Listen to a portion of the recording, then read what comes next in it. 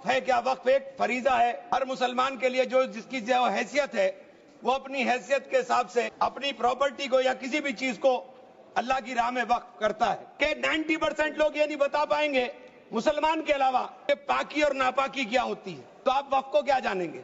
और सरकारी लैंड कौन सी है? उसमें इमाम बाड़ा है, उसमें प्राचीन मस्जिदें हैं, उसमें 500-500 साल के पुराने कब्रिस्तान हैं, उसमें ईदगाहें हैं। कर्नाटक के अंदर क्या मान्यवर 1,12,000 एकड़ लैंड वक्फ बोर्ड की थी, वक्फ की थी। हमारे चेयरमैन साहब भी हवाई जहाज लेकर के गए, लेकिन खोदा पहाड़ निकली चुईया। काशी विश्वनाथ ट्रस्ट है उत्तर प्रदेश के अंदर, अगर किसी समय कोई जिलाधिकारी मुसलमान होगा तो उससे नीचे का या उससे ऊपर का अधिकारी उसका पदेन चेयरमैन होगा। मुसलमानों के हक की बात कर रहे हैं। बाबा साहेब भीमराव अंबेडकर से लिखे हुए इस संविधान में बाबा साहेब भीमराव अंबेडकर ने हमारे संरक्षण का, देश के अंदर रहने वाले प्रत्येक नागरिक के संरक्षण का वादा किया।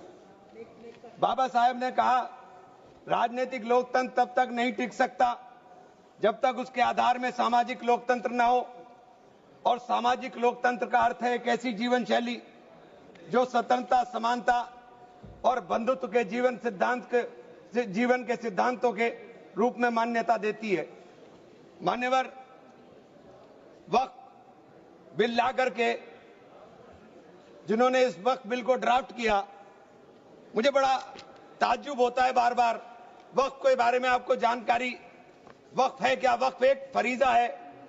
हर मुसलमान के लिए जो जिसकी जो हैसियत है वो अपनी हैसियत के हिसाब से अपनी प्रॉपर्टी को या किसी भी चीज को अल्लाह की राह में वक्फ करता है। और इस वक्फ के जो ड्राफ्ट करने वाले लोग थे, जो उन्होंने बिल ड्राफ्ट किया था, उनमें मैक्सिमम लोग वो थे जिनको वक्फ के बारे में जानकारी नहीं थी। और मैं एक बात बहुत दावे के साथ कहता हूं कि 90% लोग ये नहीं बता पाएंगे मुसलमान के अलावा कि पाकी और नापाकी क्या होती है, तो आप वक्फ को क्या जानेंगे?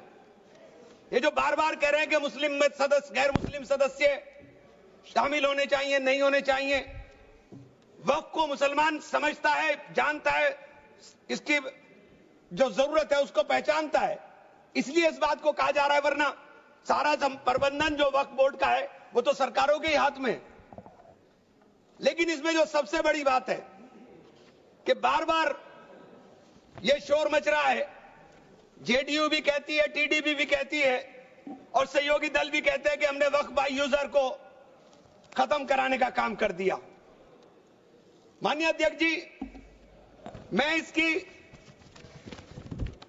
धारा 3R1 को, जिसके अंदर वक्फ बाय यूजर था, उसको हटा दिया गया और क्या शामिल किया गया, मैं ये पढ़ करके बता रहा हूं। ये बिल है, इसके अंदर लिखा है, परंतु वक्फ संशोधन अधिनियम 2025 के प्रारंभ पर या उसके पूर्व उपयोगकर्ता द्वारा वक्फ के रूप में रजिस्ट्रीकृत संपत्तियों को उपयोगकर्ता द्वारा विद्यमान वक्फ इसके वक्फ संपत्ति के रूप में बना रहेगा, सिवाय, बस आगे आ गया काम, सिवाय संपत्ति पूर्णतः या भागतः विवादाग्रस्त है या कोई सरकारी संपत्ति है।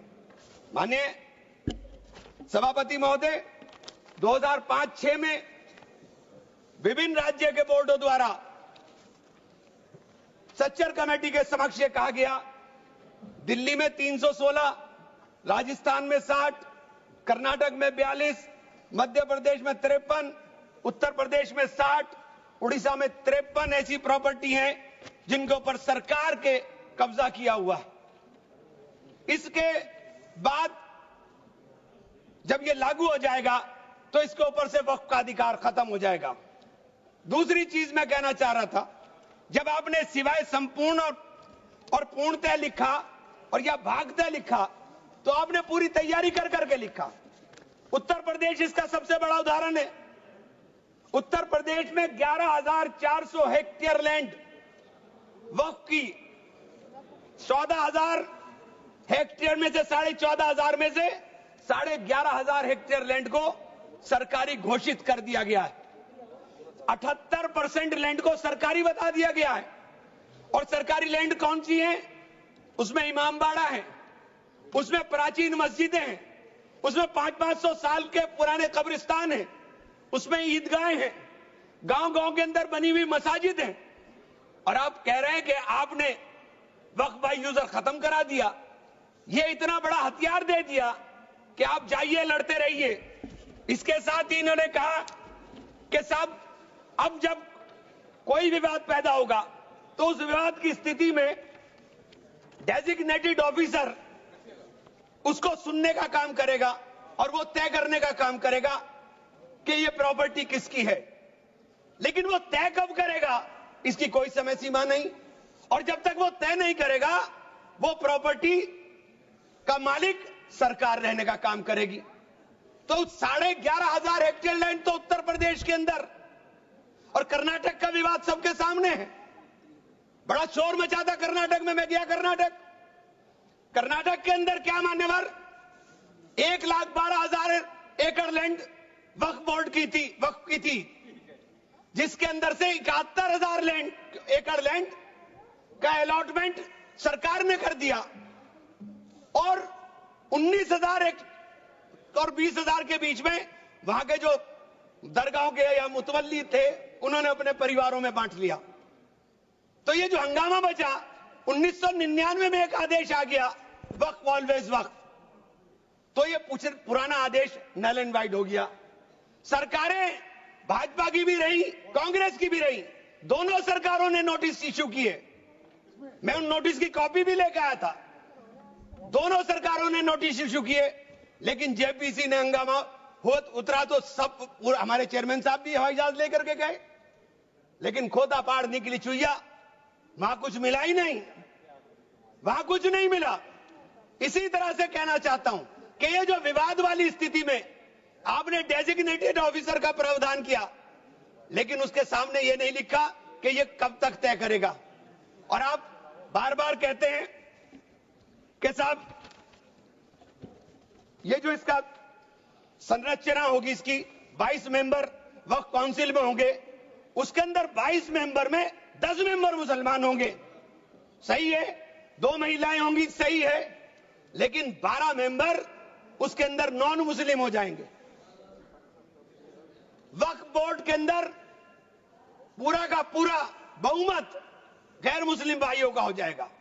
मुझे इससे मतलब नहीं, क्योंकि मैंने अभी कहा कि भाई आप दूसरे जो ट्रस्ट हैं या जो दूसरे धर्म के ट्रस्ट हैं उनके अंदर क्या आप दूसरे धर्म के लोगों को शामिल करने की अनुमति देंगे? नहीं है। काशी विश्वनाथ ट्रस्ट है उत्तर प्रदेश के अंदर, उसका अध्यक्ष पदेन अध्यक्ष जिलाधिकारी होता है, लेकिन उसमें एक क्लॉज लिखा है कि अगर किसी समय कोई जिलाधिकारी मुसलमान होगा तो उससे नीचे का या उससे ऊपर का अधिकारी उसका पदेन चेयरमैन होगा। आप मुसलमान के ऊपर यह शर्त लागू करते हैं, आप मुसलमान के ऊपर यह शर्त लागू करते हैं कि इसके ऊपर लिमिटेशन एक्ट विधेयक के खंड 40A की धारा 107 जो वक्फ संपत्तियों की समय सीमा को अधीन करता था, लिमिटेशन एक्ट लागू करता था, आपने हटा करके 108 और 41 में 108 और 108A को हटा दिया। 1995 का जो वक्फ अधिनियम है उसकी प्रायज्यता पर रोक लगा दी थी, जिसका अर्थ है कानूनी दावों के समय पाबंदी के बिना आगे बढ़ाया जा सकता है। अब आपने रास्ता खोल दिया वक्फ प्रॉपर्टीज के ऊपर मुकदमों के लिए। जो वक्फ प्रॉपर्टी पर कब्जा बैठ करे हुए लोग हैं, अब वो कब्जा धारक जाकर के एडवर्स पोजेशन का दावा कर सकता है और मालिकाना हक हासिल करने की बात कर सकता है। आपने जो अपराध करने वाले लोग हैं, जो कब्जा करने वाले लोग हैं, वो पहले गैर जमानती हुआ करता था, आपने उसे जमानती कर दिया, आपने उसे अधिकार दे दिया कि तुम कुछ भी करो, तुम्हें जमानत कराने की जरूरत नहीं है। तो आपने तो पूरा का पूरा खुला मैदान उसके सामने खड़ा कर दिया। आपने बार बार कहा कि हम लोग मुसलमानों के हक की बात कर रहे हैं। आप मुझे एक ट्रस्ट बता दिए, कोई दूसरा, कोई एक संस्था बता दीजिए जिसके अंदर जो धार्मिक के नाम पर हो और उसके अंदर लिमिटेशन एक्ट ना हो। हमारे ऊपर से हटा रहे हैं, हमारे ऊपर से हटा रहे हैं, बाकी सबको छूट मिलेगी। और ये छूट भी टेम्परेरी है, क्योंकि आपके कानून के जरिए नजर सब समुदाय के जो जमीनें हैं, जो ट्रस्टों के पास पैसा है, उसके ऊपर लगी हुई है। हमारी जमीन, ये बार बार वामसी पोर्टल का जिक्र हो रहा था। वामसी पोर्टल में प्रॉपर्टी है 4,90,000 से एकदम मंत्री जी ने, माननीय मंत्री जी ने कहा 7 लाख कुछ चली गई। तो ये प्रॉपर्टी कोई वक्त नहीं की गई किसी ने। ये जो वामसी पोर्टल के ऊपर दर्ज हुई संपत्ति, कब्रिस्तान के अंदर वसूगा, एक प्रॉपर्टी वसूगा, एक प्रॉपर्टी मस्जिद, एक प्रॉपर्टी में कब्र, एक ही प्रॉपर्टी की 3-3, 4-4 बना दी। और आपने बता दिया कि वामसी पोर्टल ने, और 10 साल माने मंत्री जी, 10 साल का बहुत समय होता है। जो काम आप 10 साल में पूरी संपत्तियों का रजिस्ट्रेशन नहीं कर सके, मान्यवर प्लीज, सब प्लीज, आप मान्य नहीं, वामसी पोर्टल पर आपने बार बार 10 साल में काम नहीं कर सके। आप कह रहे हैं कि 6 महीने के अंदर सारी संपत्तियों का रजिस्ट्रेशन करा लेना, और सारी संपत्तियों का अगर रजिस्ट्रेशन नहीं होगा तो वो संपत्तियां वक्फ की नहीं बचेंगी। रजिस्ट्रेशन कौन करेगा? रजिस्ट्रेशन आपके अधिकारी करेंगे। जब 10 साल में नहीं कर सके तो 6 महीने में कैसे करेंगे? और ये पूरी तरीके से संविधान विरोधी कानून है। अनुच्छेद 14, अनुच्छेद 16, अनुच्छेद 26 और अनुच्छेद 25 का सीधे सीधे ओवरलैपिंग करने का काम करता है। आपसे अनुरोध है कि माननीय 2 मिनट का समय और दे दें। ये बार बार कहते हैं कि प्रैक्टिसिंग मुस्लिम। आप एक बात बता दीजिए, आप प्रैक्टिसिंग मुस्लिम की बात कर रहे हैं, आप किस तरह तय करेंगे कौन प्रैक्टिसिंग मुस्लिम है? ये कौन बताएगा कि आपकी क्या परिभाषा है प्रैक्टिसिंग मुस्लिम की? सारे मुसलमान 5 वक्त नमाज नहीं पढ़ते, सारे मुसलमान रोजा भी नहीं रखते, और उसका पैमाना क्या होगा कि वो मुसलमान है कि नहीं है? तो ये आपने रास्ते इस तरह खोल करके ये सीधे सीधे जो संविधान के अंदर हमारी धारा 14 में अधिकार है, उसके ऊपर आपने अतिक्रमण करने का काम कर दिया। मैं आप लोग एक माननीय चेन्नप्पा रेड्डी के एक कथन को जरूर कहना चाहूंगा। हमारी परंपरा में सहिष्णुता सिखाती है, हमारा संविधान, यह संविधान हमें सहिष्णुता का अभ्यास कराता है। हमें इसे कमजोर नहीं करना चाहिए। यही संरक्षण दे रहा है हमें। यह बाबा साहब के सपनों का संविधान है कि उन्होंने देश के अंदर रहने वाले प्रत्येक नागरिक को, जो गरीब से गरीब नागरिक है, उसको वो अधिकार दिया जो सामने बैठे हुए हमारे प्रधानमंत्री को होगा। वो ये अधिकार बाहर सड़क पर बैठे हुए एक मजदूर को होने का काम होगा। ये बाबा साहब का संविधान है। मान्यवर, इसे कमजोर करने का काम मैं आप हाथ जोड़कर विनती करता हूं। अभी हमें सौगाते मोदी मिली, 1 सेकंड, हमें सौगाते मोदी मिली। हमें सौगाते मोदी में ईद की सवैयां नहीं चाहिए, हमें सौगाते मोदी में शिक्षा दे दीजिए, हमें सौगाते मोदी में रोजगार दे दीजिए, हमें सौगाते मोदी के अंदर मोहब्बत दे दीजिए। ये जो गोलियां छातियों पर लगती है, ये मारना बंद करा दीजिए। हमें सौगाते मोदी में ये कानून देने का काम कर दीजिए। बहुत बहुत धन्यवाद मान्यवर।